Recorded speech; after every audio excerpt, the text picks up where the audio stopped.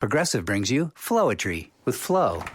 When Flo flows, she flows in the know. Mind ruminates the rates. Shown them all, I heed the call. Seeing the rest, I choose the best. Sometimes it's ours, sometimes it's not. When the fox walks, is it called a fox trot? That's a real question. Compare Progressive Direct rates with competitors' rates. Visit Progressive.com. Progressive Casualty Insurance Company and affiliates. Comparison rates not available in all states or situations. Prices vary based on how you buy. Blog Talk Radio. Hey, kids. I keep forgetting what day it is. I was just sitting here thinking that as I was about to tune in, I was like, okay, what the hell day is it? Ding, ding, ding. It's probably because I missed yesterday's show because I was working on a deadline. Again, my apologies to Scott Silverman on having to reschedule him once again due to an editor deadline. And just in case any of you didn't happen to check to see the Facebook page that I posted earlier today, literally seconds ago, check back on the Sins Chat Corner calendar as well as on my personal page. I've had some alterations. I've had some writing guidelines here, or should I say writing deadlines that have very suddenly changed, which might find me having to cancel all my shows for the next 2 weeks. And yes, I am a little disappointed myself, so I'm still trying to work that out. So stay tuned as far as that goes. My wonderful guest, Leonard, apparently is on hold and waiting for us to start the show. So without further ado, let's get him on the line and start talking. Is this Leonard? Yes, it is, Cindy. Hi. You sound like you're right next to me. That kind of freaked me out. I'm like, oh, my God, he's right there. But you're so not right there. I am. You're in Florida. I burrowed into You're like the way, closet. way far away. Oh, my God. Listen, don't scare me like that because I've just been watching and screening horror movies, so don't do that to a girl. Not funny. So not funny. Hi. It's nice to meet you. It is nice to meet you in voice as well. Yeah, no kidding, right? Because we've met, just so you folks know, actually, we are both mutual partners, so to speak, in this very large conglomeration they call the PR Czar page on Facebook. And I'm sure that I speak for both of us when I say, oh, my God, the plethora of talent and the help and the numerous people and friends we've made through that group, isn't it sensational? I mean, lovely. There always is a lot to learn from them as well. Well, and yeah, I think that they're very seasoned professionals, and they are professional, and I like that, and I like the fact that they have so many ins and outs, and they know all sorts of people. It's just a great partnership. So coincidentally, Leonard happened to be on that page, and I happened to see that he had a request in reference to his cat doings, and so I was like, okay, let's see how I can help. And sure enough, I threw out the idea of a radio show, and look, here you are right now. Oh my gosh, I am so not worthy. I am blessed. Thank you so much. Oh, I appreciate that. And I guess we're both blessed because we love cats. Yeah, no kidding. Right? Except for the fact that I've researched you a little bit, Leonard. So there's a few things I found out about you, I'm just going to say. Unfortunately, the one thing I didn't get to do, your wife just friended me yesterday, so I didn't get enough time to go behind your back and talk to her and be like, Laura, give me the scoop on Leonard. Didn't get a chance to do that, unfortunately. But I think I've dug up quite a bit of stuff. But I want to start off by, first of all, talking about one of the things that you do, of course, which is you're in public relations yourself. So I thought it might be nice for you to talk to our studio audience about, not a lot of people are familiar with us, meaning in terms of doing promotion, publicists, things like that. So talk to us a little bit about that. What do you do in the world of public relations, et cetera? Because you are still currently working in that realm, yes or no? I just want to clarify. I am in between working in that field. I'm sorry, I did not know that. That's okay. I'm also doing public relations for my own company, the cat business, which we'll get into later. So I suppose I am technically employed by myself. I'm not employed by an employer at this while, but to sum up to a lot of the viewers or listeners, what public relations does, because it's a mystery to a lot of people out there, including employers sometimes. Mm-hmm. But our job is to get out in the mass media, typically in a non-paid fashion, and get exposure for our products or services or whatever it is that particular company does, hopefully in the most positive light. And a good public relations agent will also time such things. So they'll have a lot of things in the bucket, let's just say. And when a story comes out that's going to involve your organization, for example, let's just say it was National Cat Day, and I've been waiting for a story about National Cat Day, then I'm going to find a reporter who's going to report about National Cat Day, and hopefully include my business in there. Right. So Gotcha. a lot of people don't understand how long this process generally takes to find reporters and generate goodwill and whatnot. I Tell also me think about a lot it. I of know. Oh, yes, you have to hunt down reporters because I was a reporter on the other side of the coin. I worked for a newspaper for 5 years. I was a nightlife columnist, so I got the exciting life of going to restaurants and bars and all kinds of things like that. So, but it takes time, and people would write me, but I couldn't do their story right away, and it would take sometimes even a few months to do that. Correct. I agree with you as far as that goes. And what people don't understand is, because you and I are both authors, the challenging part isn't just figuring out what to write about, because everybody has a great concept, and I truly believe that. I believe nobody writes a book with the intent of, I'm going to write crap and nobody's going to be moved by it, etc. So we all have great ideas and we put them into a book, and then people don't realize, to bring those words to life isn't just about writing it and then printing it. It's about getting people's attention. It's about promotion. 24/7, marketing yourself, right? I mean, this is not an easy task, especially even though there's the ebook world, et cetera. I mean, would you agree, or do you think it's become easier now that we have other forums like the ebook and the other ways to publish? It's slightly easier to get it out into the planet, per se, but it's still very difficult to get it out onto the people of the planet. So, yes, anybody can get a book out on Amazon or whatnot. Whether people read it, slightly another story. Correct. I agree with you 150%. It's amazing to me that doing what you love can take so much work just beyond doing the actual passion part of it. For me, of course, the passion part being the writing part. But it takes a lot of drive. It takes a lot of dedication, et cetera. And we'll get to, obviously, talking about Daddy Feeds Cat, because that's one thing that we're going to discuss. But I always like to, on my show, just so you know, I do like to do the personal side of things as well as the professional side of things so that everybody gets some introspect. So, for instance, you were talking about, I know that you used to be a feature columnist for Forum Publishing. A lot of times people that listen to our show here are individuals who are first starting out, getting into the publishing world, et cetera. So as a columnist, just speak as a columnist, not necessarily an author right now, because I've done the same thing. I'm still doing it now as a journalist. Tell me some of the challenges and some of the rewards, obviously both sides of the fence you want to focus on in terms of working for a publishing house or working as a columnist per se. Okay. And also, second question in the same vein, I'm noticing, and I'm sure you notice the same trend here, that print publications are kind of becoming a dying breed. And I'd like you to speak a little bit about, are we seeing the end of an era, do you think, for print publications?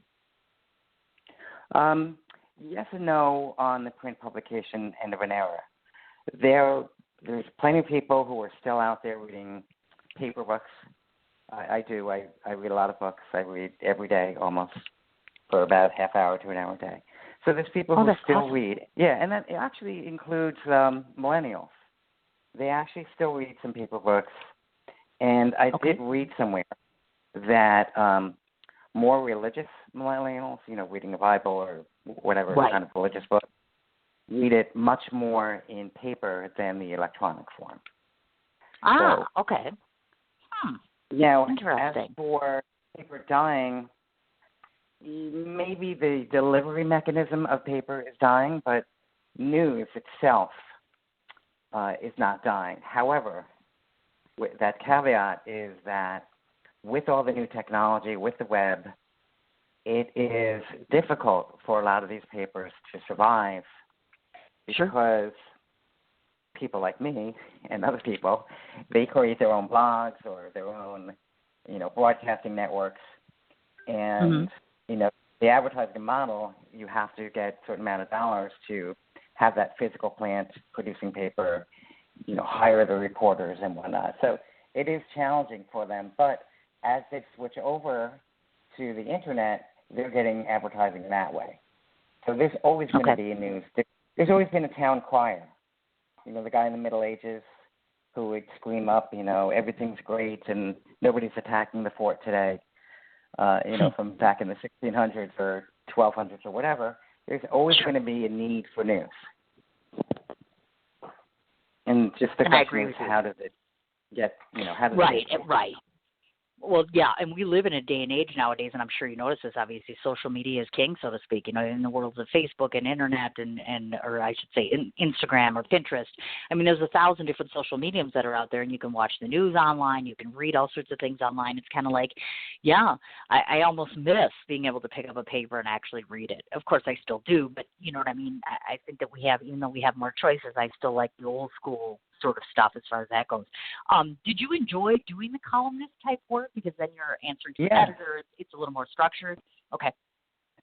It is a little bit more structured. The way I got into being a food columnist is, ironically, from the other side, from blogging. And I was a real estate agent here in Florida. And one of the marketing tools they tell you is to do a blog. So what I would do is I would write a blog post about a building that was, that had condo units in it for sale. And I'd make an alternate post about a restaurant or a bar or something that I went to. And I did that for a few years. And then I just randomly sent it out to editors in the area. Sure. And one of the editors was like, wow, this is really good. Have you ever heard about this town? And I'd never been there. It's like, sure, no problem. I'll be right down there. And that started that journey.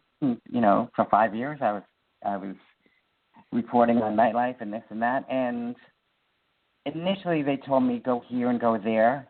But after a while, most of the time they said, oh, just go anywhere you want. And they saw the type of places that I would go to. And they liked it. And that worked out pretty well for some time.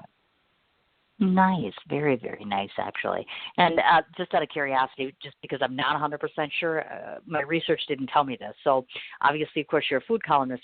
Has there ever been a time you've written about different things, I presume, meaning in that structured sense, the newspaper sense or print publication versus blogging per se? I'm just curious. I want to get a little background here if you've ever done other types of writing. Yeah. I had to do a couple things about, political figures in the neighborhood and some businesses that opened up and things of that nature. On my my LinkedIn, I also put a lot of articles there, mostly positivity articles. 5 ways to become a better reader, 5 ways to get to your goals, those kind of things. Nice. Very nice. I like that. I definitely like that. I always wanted to do an advice column myself where I could be like, like not a Dear Abby necessarily, but just give some sound advice about whatever subject. It's neat to, I find I like that audience, meaning that I know that my words are on paper. Somebody's going to read them. Somebody's going to be motivated by them, kind of how I got into the radio thing. It's just another extension of that, so it's neat. Awesome job as far as that goes. Now, I want to switch gears a little bit, and I want to talk about you, the person. I know that you attended the New York Institute of Technology, and New York is like my favorite place in the whole wide world. Yeah, no kidding, right? Because that's all I talk about. Well, and it's going to be my home eventually in 7 years. When you work, and I'm sure you know this, when you work in a field where you're interviewing actors, directors, producers, and I've written all sorts of things, plays and screenplays and stuff, it only makes sense, of course, that it's either New York or L.A. when it comes, that art enrichment. They're so rich in art and theater and TV and stage. It seems logical. But I do have kids, so I have to wait like 7 years. But I'm curious. Okay. When you attended the Institute of Technology, first off, did you do furthering education beyond that? And did you do any studies in journalism or English or any of the creative type stuff? Do you have background in that educationally? Or I do have a background in, degree in communications and humanities, but the degree in communications was in television production. Oh, I gotcha. Wow. Yes. So I did TV production in 2 major places in Washington, D.C. So there was a network that was sort of on the right, let's just say. Mm-hmm. Like if people would consider Fox News to be right, if you're dividing up a house, one part is on the left of the house and one part's on the right of the house, or stadium, whatever. Sure. If you go down a couple blocks to the right of that house, that's where that network was. But, it is what it is, and people have their right to whatever viewpoints they want to put out, and that's fine, and I had a great time there. And after that, I worked at a video production company. They did a lot of infomercials and marketing videos and things of that nature. That is so neat. Now, to the people that are listening, because this is the number one thing I hear all the time, is that people are always so excited about doing the television forum. And I've interviewed people who have done television series, and I always get a mixed review. Like, some people absolutely adore being on, regular television, and then, like, you get the Real Housewives or some of the other people, and they're like, oh, my God, this experience was terrible. So just because you're on the production side of things, talk a little bit about your TV experience, meaning would you do that again? Is that something that you enjoy doing? Is there a benefit to television versus other forums you've been in? Well, if I found myself in a position in the network again, such as that one, because it was a younger network and it was starting out in low budget. It's kind of exciting. It's definitely not routine, and you have to master your skill. I did a lot of call screening, so that was back in the days where people would call up TV stations and talk about Baba Booey and whatnot, and other people wouldn't know what TV station they were on. And then, of course, there's crazy people calling in, which I'm sure call into every network. It was fun to do that. It was fun to screen people. It was fun environment. I met a lot of very famous people who are still in the news today. Really? Oh, my gosh, how neat is that? Yeah, like I've met Newt Gingrich, and you see him on Fox TV all the time. Right. That Kellyanne Conway, I had met her. She had a different last name at the time. Congratulations to her for getting married, I suppose. Unless she just randomly changed her name. I worked with her as well. And I have to say, he was a very nice guy in person. So, oh my gosh, I'll put my 2 cents in for that. And some of the people out there were very nice people, and some of them were not very nice people. I met Bob Dole, and quite a few other still famous people. That is really, really, really cool. That's absolutely awesome. And what's nice about TV, too, is I don't know if you've noticed this or not, but I'm sure you have, there's multiple forums now. Like, you've got Sling TV, you've got the Hulu generation here. You've got all these new forums where people can take their independent ideas. Like, I was just thinking of you today, my girlfriend Olivia Barish, who came on the show, she's a friend of ours, and she's actually doing what's called Barkville TV. She literally took the concept, and that's what made me think of you, is because you've got the cat thing. She takes the concept and she develops different things, like doggy documentaries or parodies on dogs and cats and things. It's a really neat idea. Nowadays, TV or web series gives us that alternative. So I was going to suggest that to you, like, hey, Leonard should put himself a little web series together about this cat thing. Maybe it's just me and I'm crazy because I like spurring new ideas, but I thought, how cool would that be for you? Just thought. Well, I've done a couple of YouTube videos about random subjects. I'm thinking actually about doing YouTube videos about the books that I read and doing book reviews on YouTube. Oh, neat. That is a really cool idea, because I finished a book review not so long ago, and I thought to myself, if you're just sending it to publications to print it, are you getting that mass audience? That's absolutely awesome idea. I like that very much. Now, the next question that I have is actually from my child. When I was creeping around and figuring out things about you to talk about, one of the things that I noticed is that Leonard is a Star Wars fan. So, because you were a Star Wars fan, I told my children that I was going to be interviewing someone who likes Star Wars. So, my son Tristan wanted me to ask you this question. Are you ready? It's a very important question. He's like, okay. My son wants to know, because he is a huge, and when I say huge, I mean huge Kylo Ren fan. I don't know why, because all the rest of us cannot stand him in the house. We are so Darth Vader-ish, it's ridiculous. But he's like, why don't you ask him if he's a Kylo Ren fan? And I'm like, well, I don't know if he's going to say yes or no. So, Leonard, listening audience wants to know, and my son, are you a Kylo Ren fan? And also, could you elaborate on how do you think that he's been doing with the newer editions of Star Wars? I'm just curious of your take on that. That is a good question. I don't know if I'm that deep of a fan. However, if there's a character that I'd like to be, it would definitely be the Han Solo character. Ooh, because nice. He's an entrepreneur, he's independent, but he's got a really good heart underneath it, and he's very loyal, even though he tries not to be. He's exceptionally loyal. Correct. And I those agree are with you. good qualities in people, and he treats Chewbacca well, so that's also a good thing. Even though the food budget for Chewbacca must be amazing.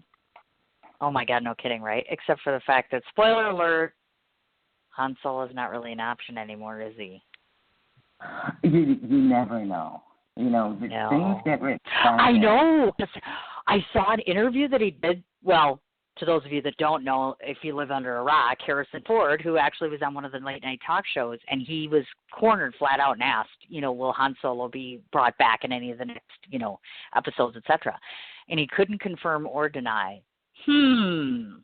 I think we're going to see Han Solo. All I know is I just want him to show Yoda. I know he's dead. I get it. Why can't they bring Yoda back? Why can't we see little Yoda wandering around? I love me some Yoda. Why do they never let Yoda have any time?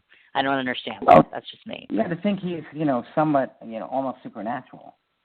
So he could. I know, and he's so little, and he's green, He's green. He's got little ears. So cute. He's just a little. Okay, I could go on and on about Yoda all day. So thank you. So so tell me. So does that mean that you like or you do not? Well, I'm going to guess because you like Han Solo. That means you do not like Kylo Ren then, because we know about Kylo Ren.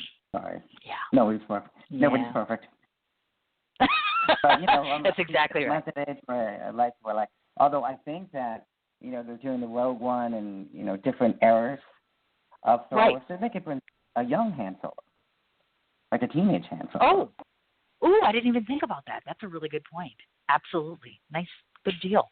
Wonderful. Okay, we're going to switch gears again. We're going to go away from the personal side for a little bit. We're going to talk about your time at the Broward County Police Benevolent Association. I think that is way cool that you used to work with them, and talk a little bit about what you did there and what gravitated you in that direction. That seems a little atypical for you. It is. It was a public relations position there. So, okay. So what the Police Benevolent Association is, it's the union for the police. Oh, got it. Okay, fine, gotcha. And how did you like that? That's got to be a little bit different. That was different, and that was actually a very nice job to have. Unfortunately, it was only part-time, but it was a great job to have. I was in charge of their physical newsletter, and I did that, I took their older design and made it into more like a magazine with articles and lots of photography and all that. That's really cool. I started doing their real social media.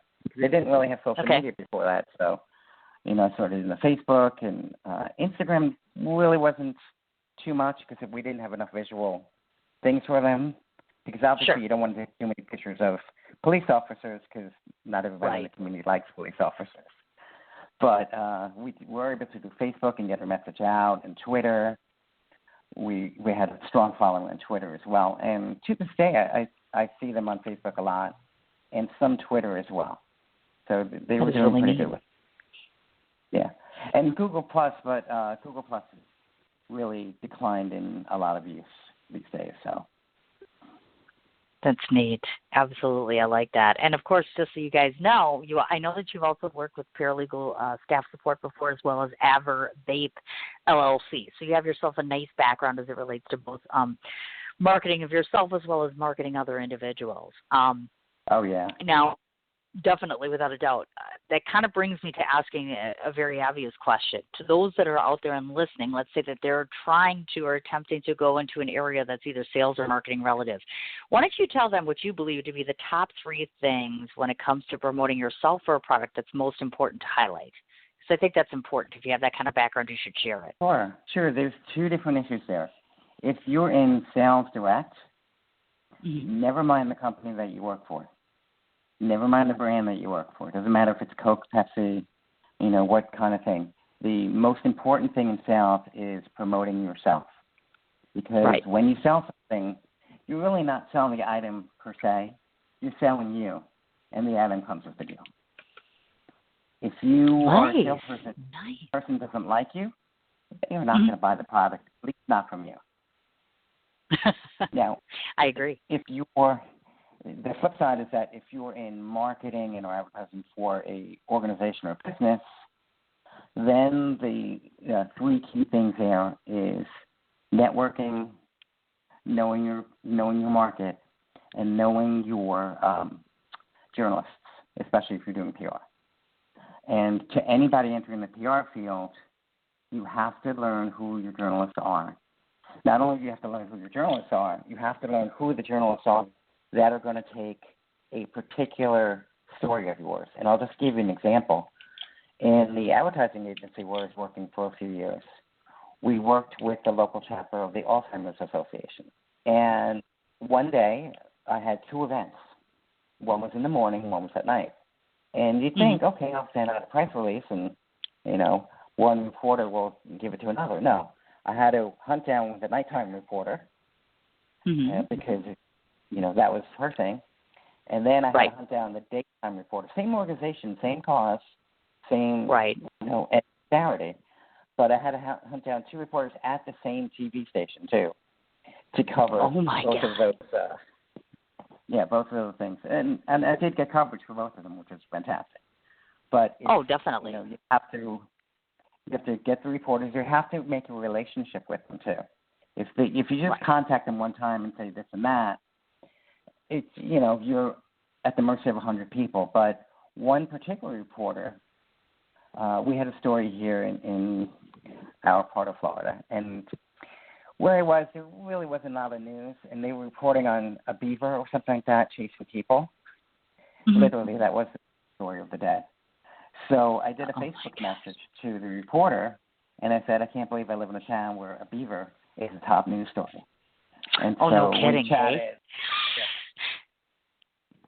It was funny, and she laughed, and, since then, we've had a great talk. I've written back on a couple of stories. So the cheat sheet for PR is use your friend Mr. Twitter. Reporters, anybody in media uses Twitter. And that's part of the reason why, the next President Trump, he's so used to Twitter because reporters and people of influence always use Twitter. I'm not going to get into politics here and say yay or nay about the next president, but, he does use Twitter a lot, and it's because, all those type of people, especially reporters, use Twitter. And what the best thing is that the majority of the time, if you're watching the nightly news or the morning news, they'll actually put the Twitter handle of that person on there. So you don't have to call the front desk and say, can I have this person's name and that person's name and what's their email? Gotcha. You can see their Twitter handle. And then start responding to them at stories that, even if they aren't on your beat, you're going to make friends with them and write comments that make sense and form relationships. So when you do send out that press release, they're going to remember your name. Sure. So that makes perfect sense. On the PR and marketing side. As for traditional marketing, do your homework and find out what group is going to buy your service or product, and research and do, A/B testing or ABC testing. And A/B testing, by the way, means you test an ad with the audience A, you test another ad with the audience B, and then you see what's out there. Correct. Gotcha. Wonderful. Well, thanks so much. It's awesome advice, actually. Okay, now we're switching back to personal side of things, just so you folks know, and I'm not going to hold this against you. You're going to find this funny. Now, not so long ago, I know you took 2 different trips, meaning that you were very recently in L.A., because I had saw that. And, of course, last year you came to my hometown of Milwaukee. Now, let me just tell you, folks, in case you don't follow me, anybody who follows me knows this, and I know that this is probably going to not go well. But, yes, another person on my show here, Leonard, is a Packers fan. Now, I live here, and I'm not a fan, just so you know. I'm like, I'm going to go easy on you because I understand. But what I don't get is, oh, my God, you live in Florida and you're a Packer fan. So does that mean you used to be a Wisconsinite, or what drew you to that? Well, the beginning of my Packers fandom can be summed up in one word: wife. My wife is actually from Milwaukee way back when. And oh, my God. Yes. So before her, I wasn't a Packers fan. And to be honest, I really didn't even watch football before her. And she was really into it. And I'm learning new things about it all the time. I've gotten to the point where, you're in a bar and you can't hear it, but I'm trying to learn the hand signals of the referees. So I can see, when they have a call for holding or, a 5-yard penalty, and trying to figure out which team it's on, but I can see their hand signals, so I know what the what the penalty is. And Gotcha. I do like the Packers also because they're owned by the people. It's not, just I a agree. random I'll corporate. give you that. Yeah, I'll give you that as far as that goes. I think that it's impressive in that regard. I'm going to ask you the same question I've been asking. And I ain't going to lie. I mean, I'm not a fan. But, a lot of my not being a fan is, first of all, and I'm a big girl. I can admit it. I'm a girl. I don't get it. I mean, I get the basics of football, but I don't really get the technicals of it, which I think is part of the problem. Second of all, I deal with these people, so I see things that other people don't see. Like when you're interviewing people in that arena, they just look at them a certain way because they're a football player. You learn other things about them that people don't realize. Now, I'm going to tell you right now, Aaron Rodgers has to be the most annoying person that ever existed. That's just my opinion. But this is what I will ask you. This is the big question looming around, and I want to ask somebody because I'm not a fan. I ain't going to lie. Your team's not looking too great right now, and I hear a million things from, it's Olivia Munn's fault. Apparently, Aaron Rodgers' girlfriend is to blame because the Packers suck right now. I tend to think no, but I guess I'm just curious to get your take because I've been asking people, so why are you guys sucking so bad lately? Because, I mean, you had a 4-game loss there, right? Yeah, a 5-game loss, I think, actually. But, yeah. Okay, gotcha. I'm just curious what you think. It's not Olivia Munn's fault. It's not even, Aaron Rodgers' fault to an extent. I think what's happening is there's a little bit of a coaching there. McCarthy, I don't know if he is the best coach. He's a pretty good coach, I suppose. But, I read in one of my books, actually when I was preparing to go to, we went to see a game at the stadium, myself and my wife. The first time she's been there, first time I've been there. And to prepare for that, I read the biography of Vince Lombardi because I wanted to understand, the culture of that team. And I don't think they have the same coaching style as he did.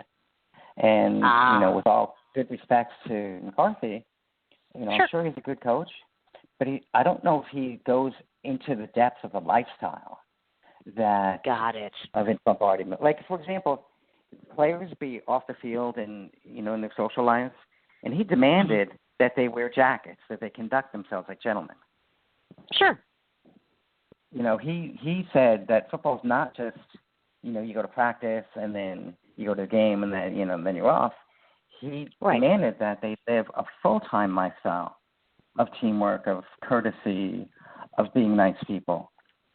I like that. And very strict with that. And two, in his own lifestyle, one of his commandments, if you could call it that, which stuck with me today, which I'm trying to implement, is always be early, always be 15 minutes early, always be on, always be on time, always be early. And that's one of the main things that I had gotten from that book.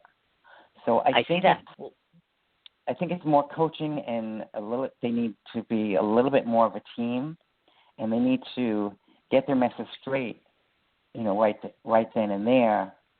What I see a lot of times is, which was not in the previous game, but in the game before that, what I seem to see is that they're not I believe it's called, holding the pocket, and protecting, their quarterback.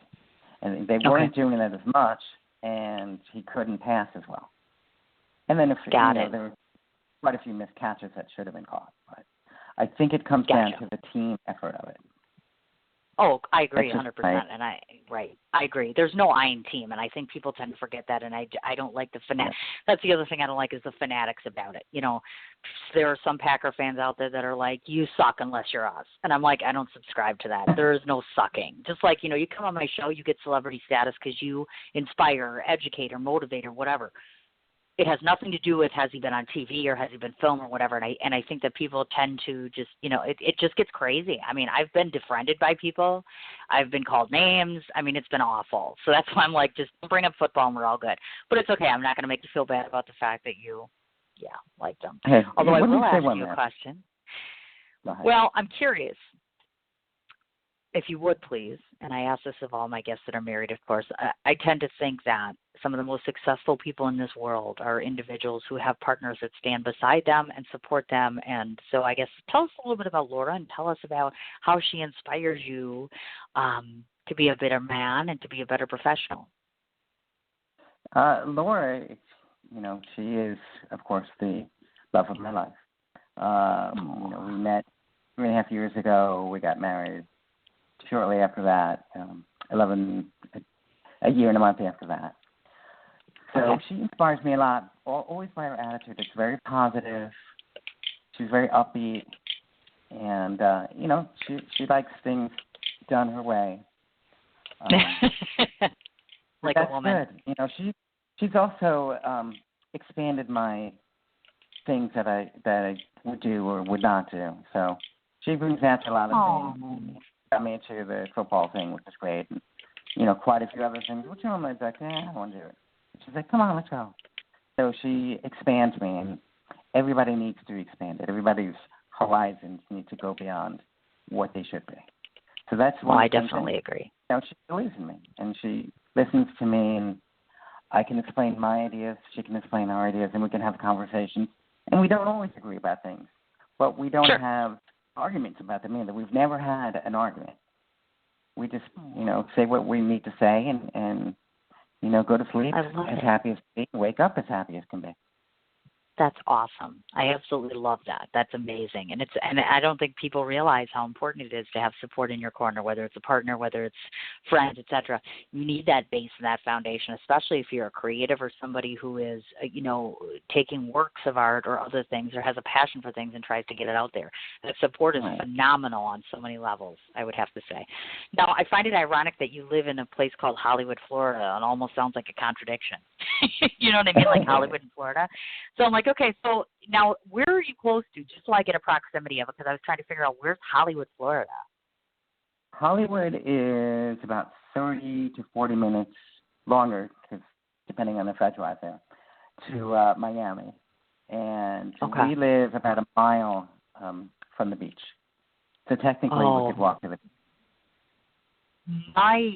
I'm coming to stay with you forever. Oh, my God. Who doesn't want to live by the beach? Hello. And your weather's probably not like 35 right now either, is it? It isn't 35 now, but it also isn't, we get a lot of hot weather for the majority of the time.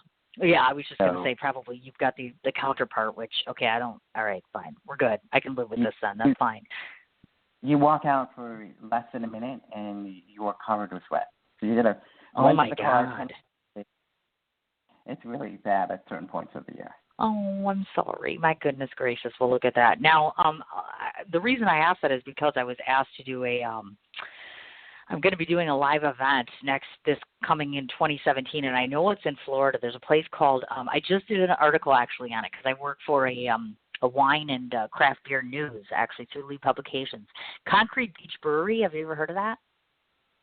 Concrete Beach Brewery. Do you know what town it's in? Not off the top of my head. I guess I'd have to go. Oh, wait, I'm sorry. It's Miami, Florida. I apologize. Oh, well, that's really close to us. Oh, it is? Okay, good. Then you'll have to come and see me when I do this. That is so cool. Because you know what we could do, and we'll talk about this off air because this is neat. The person that I'm talking to about doing this is actually one of the Real Housewives of Miami. She's a friend of mine. She did a book. And so I said to the brewery, why don't we come out there? I'll do a live event. I have a book. She has a book. We'll do a live interview. Maybe you should bring your book, and we could do a 3-way event. What do you think of that? Oh, my God. That would be great. Excited. Just talking about it. You mean to tell I'm me already the Real excited. Wives, I can't stand it. The Real Wives actually read something? Well, the Real Housewives of Miami. She's not on it anymore. She used to be, and she's done cookbooks. Oh my God, is she lovely? I can't even tell you. I mean, she's lovely, absolutely lovely.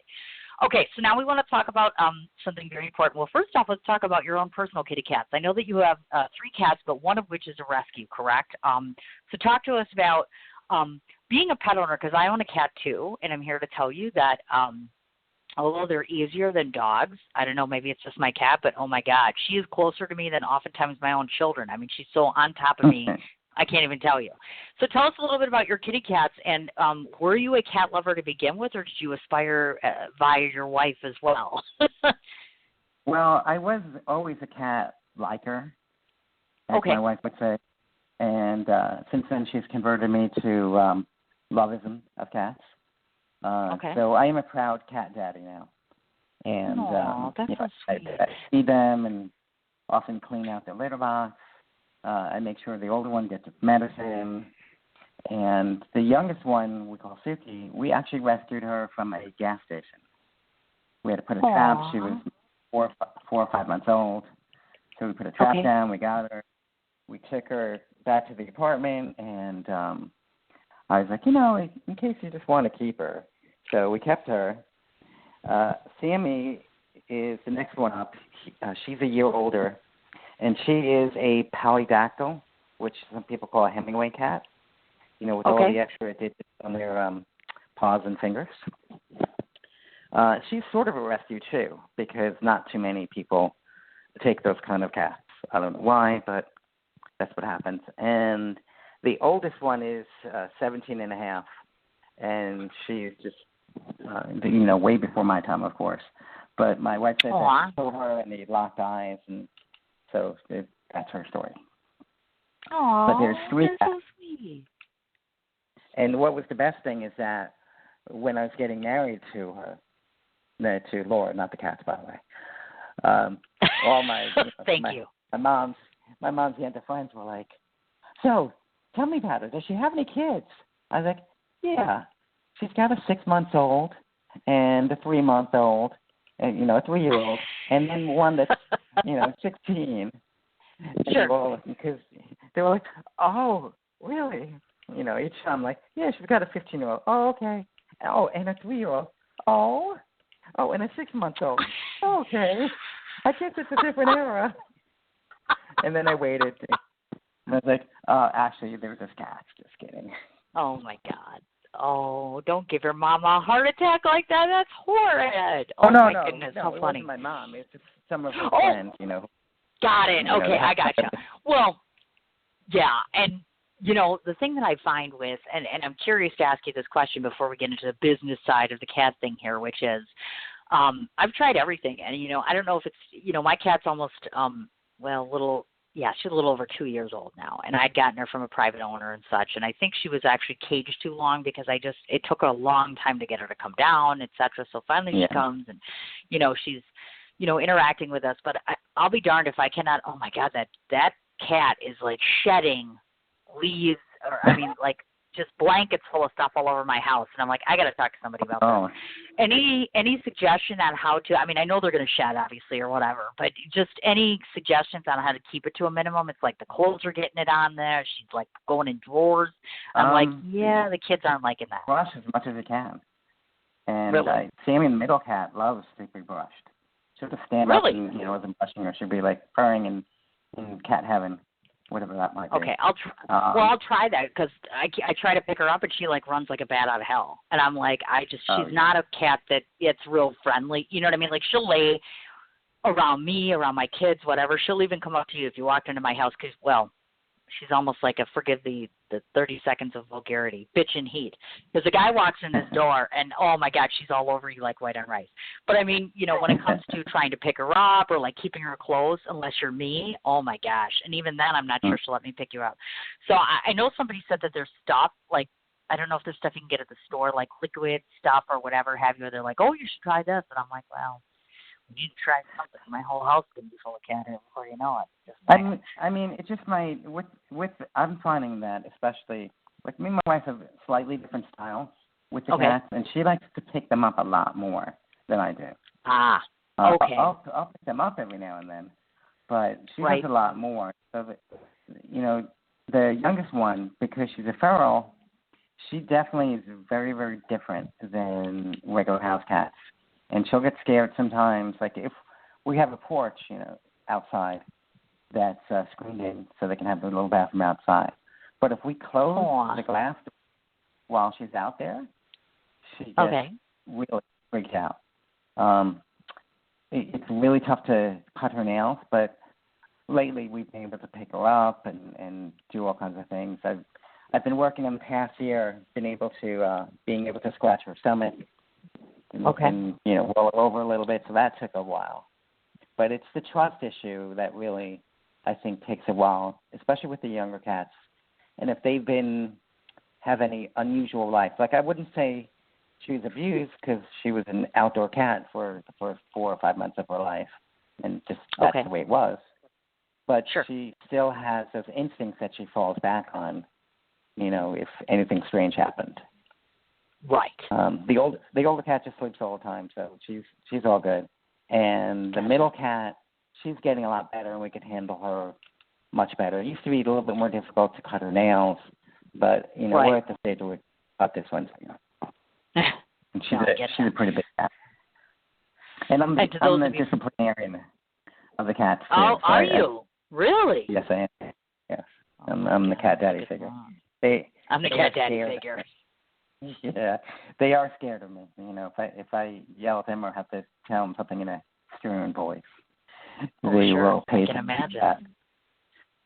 Oh my gosh!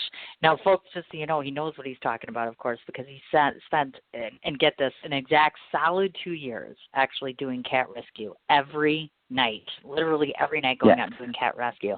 Oh my God, what a commitment! That's almost as big as marriage. What the hell, Leonard? That's huge. I mean, what made you? I mean, how do you keep going every night? I'm serious. I'm like, after 2 years, I'm like every night. Wow. It's a little bit adventurous. Fun. You're out in in parking lots in the middle of nowhere. It was a good cause, though. Oh, yeah, I know. I think you might have heard a yowl in the background. So, can you hear that yowl in the background? That's the old cat saying hello. He's saying, "Excuse me, what are you doing on the phone?" So, but it was good. We find locations. What happened is my wife spotted cats at a gas station when we were just starting to date. And so we went back to the gas station, tried to rescue all these cats. And that expanded just a little bit to the gas station and then a parking lot next door, which would become an auto dealership at some point. But we would put food in dishes and then get them used to that over time. So we'd feed them. They'd see the food. They'd come get the food. And we'd do that for a few weeks. And then we'd get one of those trap cages that you trap squirrels or other animals like cats in. And we'd put the food next to the cage. And, the next day we put it slightly in the cage. The next day slightly more and slightly more and slightly more. Until one day, we have it all the way back, and the cat just goes in there, the thing claps down to them. And then we went to the place called Animal Aid, and they would do the neutering and spading and all that. And a few of them, especially the younger ones or the ones that were a little bit more friendly, we could get those adopted. We took 2 of the cats, and we got them into a cat sanctuary, which was located on the other side of the state. And then some of the other cats, we just had to, because they were too feral and they can't be adopted, we just had to release them. But at least they had their medical shots. They were spayed and neutered, so they wouldn't have any more, little cat kids and kittens and whatnot. Little cat kids. Yeah, I forgot the name of the kitten. So that's helping control the population. So we did that for a long time, but eventually our tour of cat details had to come to an end. Oh my gosh, look at that! And I give you a lot of credit for that. That's amazing, really, because when you think about the amount of animals that you're rescuing, etc. I mean, that is phenomenal, and that is what I would call pure dedication. Because clearly, like I said, I mean that is a huge commitment to get up and go out every night and to be out and about and doing this and making a time commitment like that. Well, it's really a hard commitment too when you think about it, because when you love pets that much, you're signing up to do something like that. Yeah, but I don't want to forget to mention an hour or so each night. Oh, well, that's not bad. Something like that. Yeah, and then we go out and eat. Now, that's nice. Now, I know that you have been associated with or have collaborated, I should say, with Animal Aid in the past, which is, of course, a organization located in Broward County. So to those that are not in Florida or have not heard about Animal Aid, can you talk a little bit about who they are and what they do? Sure. Animal Aid is a rescue place, I guess you might say, for cats and dogs. I think maybe a few other animals, but mainly cats and dogs.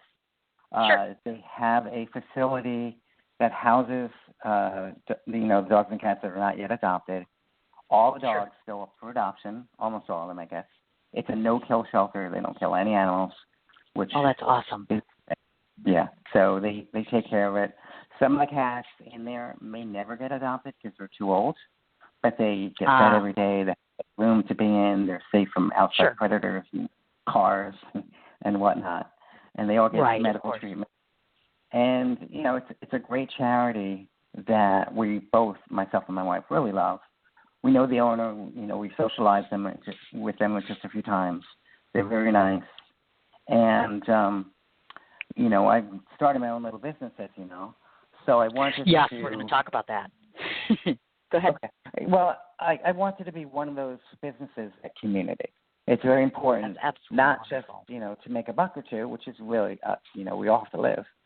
But it's important really to do something for the greater good. And that's one of the new paradigms, I guess, of businesses starting up. They want to do better things for society.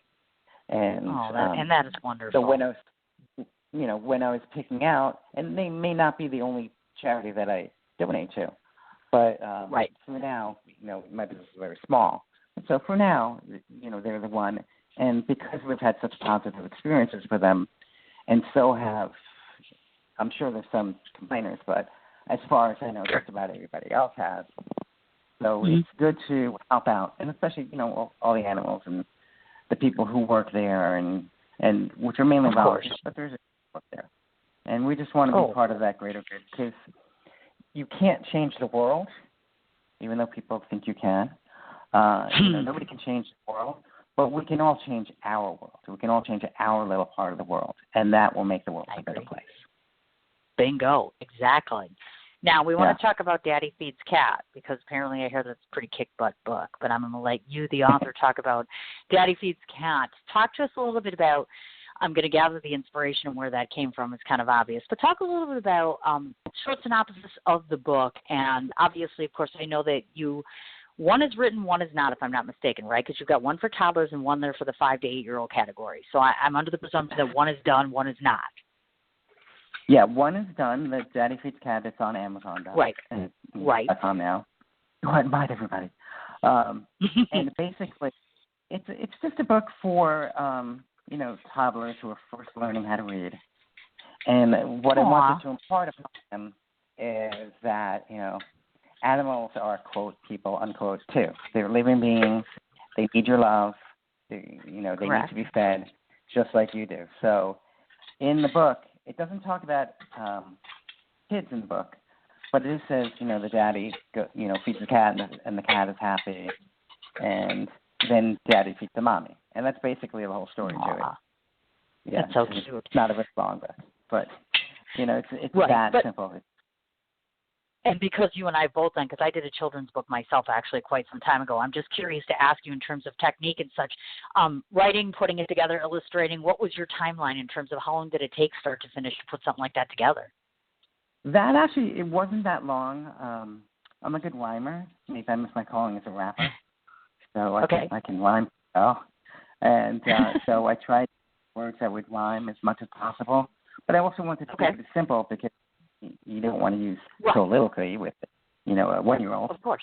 So I tried to keep it as simple as possible. And I just wanted a little story that, very, very young kids who may be exposed to pets of some kind can understand that, you get fed, the cat gets fed, the mommy and daddy, whoever gets fed. And that makes people happy. And that's it. That's all I want to do, is just get that up. That's so neat. Now, the one for the 5 to 8 year olds, have you started that yet, or what's the status on that, or what's happening? The content on that is, I would say, about 98% done. I could use a revision here and there of some of the wording, but that's done. And I'm looking for an illustrator who would want to work with me on that. Oh, okay. I could definitely hook you up with one of those. Yeah, and an illustrator who would want to partner with me on that, and then get that book out there. It's a little bit more advanced for the age, but the synopsis of that story is, and it's told entirely from the cat's point of view. So there are no humans speaking at all. You don't ever hear a human in it. But basically, there is an older cat that lives in, a house somewhere in the sky, and there's 2 humans. And one day, out of the blue, this young cat, this little kitten shows up, and the old cat has to teach it the ways of the house. Okay. And the old cat also has to explain humans to the cat because humans don't speak the cat language. Sure. You know, and even the older cat doesn't understand the humans because, you know, humans go out to hunt, you know, and they're out for hours and hours and days, and the night turns dark, and they still don't bring any mice. Humans are the worst hunters ever. In other words, I like that. What we're doing all day. Right. You didn't bring home any mice? What's wrong with you? So it's that is explaining so that cool. to the young cat. Yeah, it's explaining that to the younger cat, saying, you know what? I don't understand these humans. They go out and they can't catch anything, and then they come back. That is really neat. I like that. And do we have an anticipated, because I know it's always hard to say, any idea as to when that might hit shelves or people will be able to get a hold of it? That, unfortunately, I do not know. I'm still in search for a little, a graphic artist in there who will help out in that. No, so I do not know. But if anybody out there, is trust me, I can hook you up with somebody. Yes, please. Without a doubt. I'm going to meet somebody tonight who might be able to help you. It's somebody I went to high school with, actually, because I'm talking to him about my festival logo. So I'm like, yeah, that would totally be a great thing. So it's neat. I don't want to forget to talk about the obvious, which is, of course, you started what we call, as we were leading into, Fashion Cats Rule. And, of course, obviously, that's a site that you put together. There's a ton of different products, from shirts to pillows to cups, iPhone cases, etc., for males and females. So talk a little bit about, obviously, I gather, Fashion Cats Rule, which I absolutely love that title. So tell us when you started that, and tell us just a bit about, obviously, the products, where the proceeds are going to, remind them again, and also do you intend to expand upon your line at some point in time? Well, the answer to expansion is certainly yes, and I'm working on a few designs on that. I just put out a shirt a couple of ago. It's about 2 months old, two and a half months old. So it's an infancy. I'm getting some following on Instagram at Fashion Cats Rule, by the way. I'm getting some following on Instagram, which I'm working on mostly. And to me, I wanted to have a company that does good. So all the T-shirts, they're made and printed right here in the USA, because I want our fellow Americans to have jobs. That's awesome. It's real important. Yeah, because when a person has a job, they're going to be able to send their kids to school. They may, I don't know if a T-shirt worker could buy a house, but at least they're supporting the economy that we all live in. So it's really important to me that when you can, you buy American products. And if I'm a business owner, I have the choice of buying it from China or whatnot, and I'll take a little bit extra hit on the income to have it made here. The iPhone cases, unfortunately, aren't made here, but at least they're printed here, so it's a start. So, I can't work wonders. I'm not a miracle worker, but we tried. You're not? Really? No. I have to take miracle workers for dummies, and maybe I'll work out on that. That's too funny. And, of course, at some given point in time, I presume, that's cool, of course, the donation part of it, the Made in the USA part of it, which is absolutely awesome. Do you have anything for children? I was curious. I didn't see anything, so I'm going to guess there's kid shirts on there. There is. Oh, I'm sorry. Yeah, Maybe I missed that then. Okay, great. The kid part on there. Got it. Yeah, wonderful. So there's kid shirts on there. Okay. I have a couple of promotions out there, too, giving away a few laser pointers for people who like that. And right now, shipping is free for the holidays, so that's a pretty good deal. Gotcha. That is definitely, without a doubt. That is absolutely awesome. Plus, I also want to make sure that I ask this question, because oftentimes people such as yourself who have products relative to cats and dogs often do things like the pet shows and that sort of good stuff. Can people go out and see you actually vending at shows, things like that, or is that something that might come? That is something that might come. Right now, I'm just trying to build a base of people who like the shirts and people who like the concept of it. So I'm just working on the electronic part and getting people excited about the product and getting my name out there and getting some press coverage and things of that nature. So that's my main goal right now, is product recognition and branding recognition. It's a unique name. Of course. We have a unique mission of helping local cat charities, helping employ fellow Americans. So it's a twice good organization in that respect, and helping support a small business person like myself. Of course, and it's Christmas time, folks. We support local business, small business, etc. Yeah. Just reminding everyone. That's huge. I think it's huge to support people who are in that realm. I mean, that's very, very important. Now, the very last thing that we want to do with our show here is I want to go ahead and I'm going to read off a list of different places where people can find you. I want you to let me know if I've missed anything. So just take a breath here and let me read this off. Leonard, and I'm going to spell his last name for you. It's Goffe. The reason I mention that is because he has a Facebook personal page. So if you're wanting to look him up, that's how you find him. He also has a Fashion Cats Rule Facebook page. His book, of course, can be found on Amazon. He has a LinkedIn profile. The website is fashioncatsrule.com. And he also has a Twitter handle, which is @FashionCatsRule, and an Instagram, again, FashionCatsRule. Any place else that people might be able to see you or your work, anything I might have missed? We do have a Pinterest account as well. Yes. Rule. And, you have me down. I'm on LinkedIn and Facebook and also Twitter as well. You bet. You betcha. Exactly. So as branding, I had to put the things for the company. I get it. Gotcha. That would explain it then. Awesome. Well, let me tell you, this hour came and went so fast. I'm telling you, these shows go so quickly. You start, you always think, it's only going to be a half hour, 45 minutes. But it's like, it didn't even seem like an hour, did it? I hope. I was very pleasant. Now, before I forget, the last thing that I do on my show, I do with every single person that comes on my show, which is you get to rest for 2 minutes. I get to tell you what I think of you. And the reason for that is because I want people to know and get a hindsight of you, my personal impressions of you. And plus, I want my guests to know what I think of him as well. And certainly once we're off air, just so you know, 2 quick things. The episode tonight that we did, usually after about 2 hours, it's archived, and anybody can go back and listen in terms of the radio show. So you'll want to let fans or followers know that.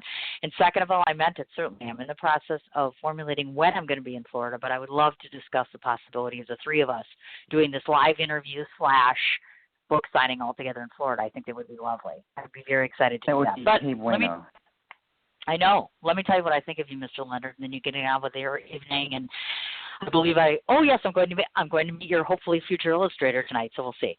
So these are my impressions, folks, of Leonard. As previously mentioned at the start of this interview, he and I had mutually shared a kinship, if you will, on the PR/czar page, which I highly recommend for you folks on Facebook if you're in public relations, etc. We met one another, and although my first initial impression of his question was quite the misunderstanding to start with, it eventually led off to a bunch of different conversations, which led us to the point where we are at now. From all of my research and from having discovered the things that I did, what I find most remarkable about the man on the other end of this phone is very similar to myself and many others that are out there, which is he took a concept, a passion, or a part of his life that he loves so much. He has turned it into something not only creative, but also something that is also about caring and giving back to the community.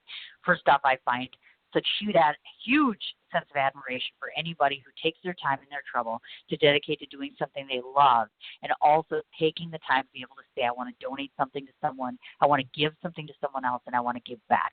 Giving back is not exactly expected nowadays, and oftentimes doesn't happen. So for one, you should be commended about that. Second of all, taking such a simple concept and turning it into something that's to be beloved by children, another thing that I admire so very much. The man on the other end of this phone has always been very professional. He's also been very gentlemanly, and he's been very kind and very courteous and very sweet.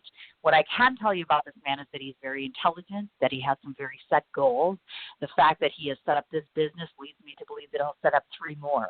I doubt that he is finished in the world as it relates to either writing or publications or in PR for that matter. And I do hope that whatever way the wind blows you, that you know that you will always have a home here on my show. You can come back and promote yourself at any point in time. And I'm looking forward to my visit to Florida. If nothing else, so I can meet you and we can hopefully keep collaborating. Well, That's I can't it. wait till you're here. We'll have some mojitos down the phone. Oh, that would be awesome. Yes, and then I have to be nice to your wife, and I can't talk about the bad Packers, right? I'm kidding. I can be very nice. She'll school you on that. Oh, my God, great. I can't wait to meet her now. Yay, Laura, wonderful. It's awesome. So definitely, you have to stay in contact for that, and I'll keep all of you folks posted that listen to my show, of course, about the developments as it relates to, because, of course, I'll be announcing my thing in Florida once you put it together. So I will let you get back to your wife, and I cannot thank you enough, Leonard, for taking this hour to spend with me, and certainly don't be a stranger. I had a great time, and honestly, I can't wait to Thank you. come back on round number 2. Oh, I appreciate that, my dear. Well, say hi to Laura for me, please, and tell her I said thank you for friending me, and I'll talk to you very soon. All right, thank you so much, and go Pack Go. All right, dear. Thanks. Have a great night. All right, bye-bye. Folks, is he wonderful or what? Leonard is just, like I said, he's such an inspiration. It's so neat that so many of the people that I work with not only have such care and compassion for themselves and for their families, but also for our lovely little felines and dogs out there. One more time, the website is fashioncatsrule.com. Facebook handle is both a personal page, and the last name, again, is Goffe. Also, Fashion Cats Rule is on Facebook.